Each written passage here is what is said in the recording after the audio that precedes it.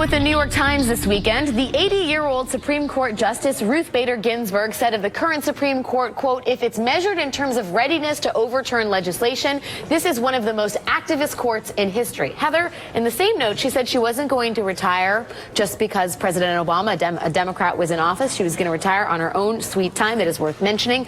Justice Ginsburg has battled pancreatic and colorectal cancer. She is a survivor, but nonetheless, her health is not, shall we say, sterling.